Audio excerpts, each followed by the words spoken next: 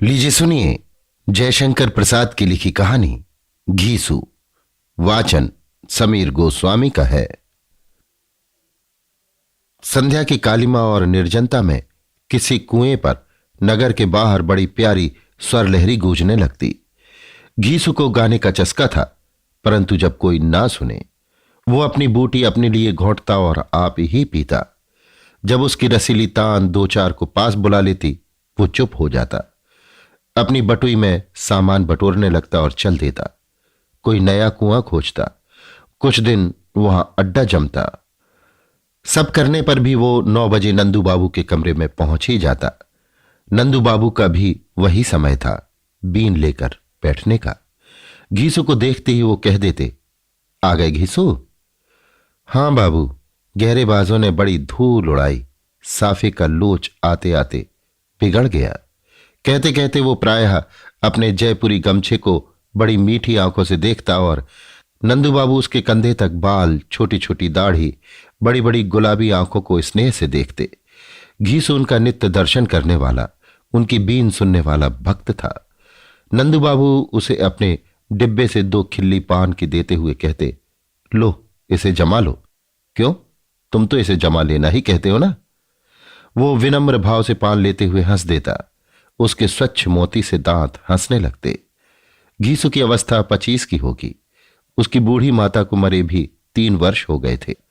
नंदू बाबू की बीन सुनकर वो बाजार से कचौड़ी और दूध लेता, घर जाता, अपनी कोठरी में गुनगुनाता हुआ सो रहता।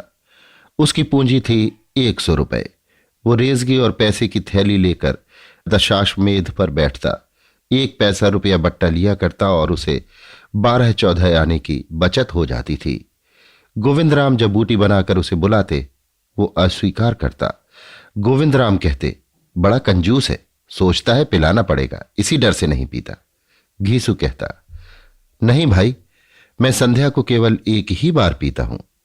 गोविंद राम के घाट पर बिंदु नहाने आती 10 बजे। उसकी उजली धोती में गोराई फूटी पड़ती। कभी रेजगी पैसे लेने के लिए वो घीसू के सामने आकर खड़ी हो जाती। उस दिन घीसू को असीम आनंद होता। वो कहती, देखो घिसे पैसे न देना। वाह बिंदु, घिसे पैसे तुम्हारे ही लिए हैं। क्यों? तुम तो घीसू ही हो, फिर तुम्हारे पैसे क्यों ना घिसे होंगे।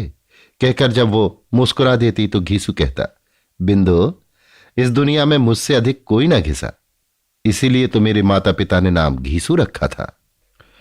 बिंदु की हंसी आंखों में लौट जाती। वो एक दबी हुई सांस लेकर दशाश्वमेध के तरकारी बाजार में चली जाती। बिंदु नित्य रुपया नहीं तोड़ाती, इसीलिए घीसू को उसकी बातों के सुनने का आनंद भी किसी किसी दिन न मिलता। तो भी वो एक नशा था जिससे कई दिनों के लिए भरपूर तृप्ति हो जाती। वो मूक मानसिक विनोद था। घीसू नगर के बाहर गोधूली की हरी भरी क्षितिज रेखा में उसके सौंदर्य से रंग भरता, गाता, गुनगुनाता और आनंद लेता। घीसू की जीवन यात्रा का वही संबल था, वही पाथेय था। संध्या की शून्यता, बूटी की गमक, तानों की रसीली गुन्नाहट और नंदू बाबू की बीन सब बिंदु की आराधना की सामग्री थी। घीसू कल्पना के सुख से सुखी होकर सो रहता। उसने कभी विचार भी न किया था कि बिंदु कौन है। किसी तरह से उसे इतना तो विश्वास हो गया था कि वो एक विधवा है, परंतु इससे अधिक जानने की उसे जैसे आवश्यकता नहीं। रात के 8 बजे थे। घीसू बाहरी ओर से लौट रहा था। सावन के मेघ घिरे थे। फूही पड़ रही थी। घीसू गा रहा था, निस दिन बरसत नैन हमारे। सड़क पर कीचड़ की कमी न थी। वो धीरे धीरे चल रहा था, गाता जाता था। सहसा वो रुका। एक जगह सड़क में पानी इकट्ठा था। छींटों से बचने के लिए वो ठिठक कर किधर से चले सोचने लगा। पास के बगीचे के कमरे से उसे सुनाई पड़ा, यही तुम्हारा दर्शन है? यहां इस महूजली को लेकर पड़े हो मुझसे? दूसरी ओर से कहा गया, तो इसमें क्या हुआ? क्या तुम मेरी ब्याही हुई हो जो मैं तुम्हें इसका जवाब देता फिरूं? इस शब्द में भर्राहट थी, शराबी की बोली थी। घीसू ने सुना, बिंदु कह रही थी, मैं कुछ नहीं हूं, लेकिन तुम्हारे साथ मैंने धर्म बिगाड़ा है, सो इसीलिए नहीं कि तुम मुझे फटकारते फिरो। मैं इसका गला घोंट दूंगी और तुम्हारा भी। बदमाश! ओहो, मैं बदमाश हूं? मेरा ही खाती है और मुझसे ही। ठहर तो देखूं किसके साथ तू यहां आई है, जिसके भरोसे इतना बढ़ चढ़कर बातें कर रही है। पाजी, लुच्ची, भाग नहीं तो छुरा भौंक दूंगा। छुरा भौंकेगा? मार डाल हत्यारे। मैं आज अपनी और तेरी जान दूंगी और लूंगी, तुझे भी फांसी पर चढ़वा कर छोड़ूंगी। एक चिल्लाहट और धक्कम धक्का का शब्द हुआ। घीसू से अब न रहा गया। उसने बगल के दरवाजे पर धक्का दिया। खुला हुआ था। भीतर घूम फिरकर पलक मारते मारते घीसू कमरे में जा पहुंचा। बिंदु गिरी हुई थी और एक अधेड़ मनुष्य उसका जूड़ा पकड़े था। घीसू की गुलाबी आंखों से खून बरस रहा था। उसने कहा, है ये औरत है, इसे। मारने वाले ने कहा, तभी तो इसी के साथ यहां तक आई हो। लो, ये तुम्हारा यार आ गया। बिंदु ने घूम कर देखा। घीसू। वो रो पड़ी। अधेड़ ने कहा, ले चली जा, मौज कर, आज से मुझे अपना मुंह मत दिखाना। घीसू ने कहा, भाई तुम विचित्र मनुष्य हो। लो चला जाता हूं। मैंने तो छुरा भौंकने इत्यादि और चिल्लाने का शब्द सुना इधर चला आया। मुझसे तुम्हारे झगड़े से क्या संबंध? मैं कहां ले जाऊंगा भाई, तुम जानो, तुम्हारा काम जाने। लो मैं जाता हूं, कहकर घीसू जाने लगा। बिंदु ने कहा, ठहरो। घीसू रुक गया। बिंदु चली। घीसू भी पीछे पीछे बगीचे के बाहर निकल आया। सड़क सुनसान थी। दोनों चुपचाप चले। गदौलिया चौमुहानी पर आकर घीसू ने कहा, अब तो तुम अपने घर चली जाओगी। कहां जाऊंगी? अब तुम्हारे घर चलूंगी। घीसू बड़े असमंजस में था। उसने कहा, मेरे घर कहां? नंदू बाबू की एक कोठरी है, वहीं पड़ा रहता हूं। तुम्हारे वहां रहने की जगह कहां? बिंदु ने रो दिया। चादर के छोर से आंसू पहुंचती हुई उसने कहा, तो फिर तुमको इस समय वहां पहुंचने की क्या पड़ी थी? मैं जैसा होता भुगत लेती। तुमने वहां पहुंचकर मेरा सब चौपट कर दिया। मैं कहीं की ना रही। सड़क पर बिजली के उजाले में रोती हुई बिंदु से बात करने में घीसू का दम घुटने लगा। उसने कहा, तो चलो। दूसरे दिन दोपहर को थैली गोविंद राम के घाट पर रखकर घीसू चुपचाप बैठा रहा। गोविंद राम की बूटी बन रही थी। उसने कहा, घीसू आज बूटी लोगे? घीसू कुछ न बोला। गोविंद राम ने उसका उतरा हुआ मुंह देखकर कहा, क्या कहें घीसू, आज तुम उदास क्यों हो? क्या कहूं भाई, कहीं रहने की जगह खोज रहा हूं। कोई छोटी सी कोठरी मिल जाती जिसमें सामान रखकर ताला लगा दिया करता।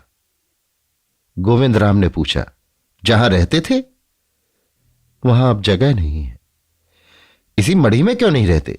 ताला लगा दिया करो। मैं तो 24 घंटे रहता नहीं। घीसू की आंखों में कृतज्ञता के आंसू भर आए।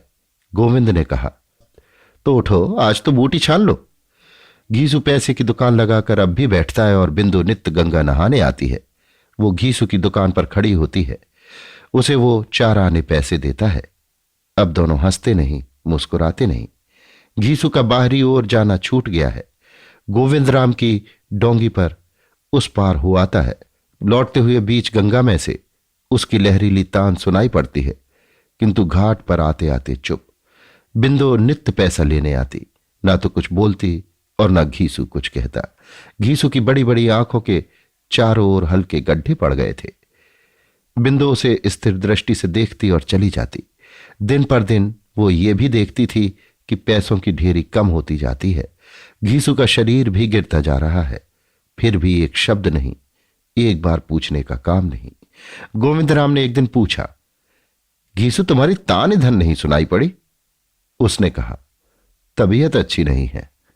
गोविंद ने उसका हाथ पकड़कर कहा, क्या तुम्हें ज्वर आता है? नहीं तो यूं ही आजकल भोजन बनाने में आलस करता हूं, अंड बंड खा लेता हूं। गोविंद राम ने पूछा, बूटी छोड़ दिया, इसी से तुम्हारी ये दशा है? उस समय घीसू सोच रहा था, नंदू बाबू की बीन सुने बहुत दिन हुए, वे क्या सोचते होंगे। गोविंद राम के चले जाने पर घीसू अपनी कोठरी में लेट रहा। उसे सचमुच ज्वर आ गया। भीषण ज्वर था। रात भर वो छटपटाता रहा। बिंदु समय पर आई। मढ़ी के चबूतरे पर उस दिन घीसू की दुकान न थी। वो खड़ी रही। फिर सहसा उसने दरवाजा ढकेलकर भीतर देखा। घीसू छटपटा रहा था। उसने जल पिलाया। घीसू ने कहा, बिंदु क्षमा करना, मैंने तुम्हें बड़ा दुख दिया। अब मैं चला। लो ये बचा हुआ पैसा, तुम जानो भगवान, कहते कहते उसकी आंखें टंग गई। बिंदु की आंखों से आंसू बहने लगे। वो गोविंद राम को बुला लाई। बिंदु अब भी बची हुई पूंजी से पैसे की दुकान करती है। उसका यौवन, रूप रंग कुछ नहीं रहा। बच रहा थोड़ा सा पैसा और बड़ा सा पेट और पहाड़ से आने वाले दिन। अभी आप सुन रहे थे जयशंकर प्रसाद की लिखी कहानी घीसू। वाचन समीर गोस्वामी का था।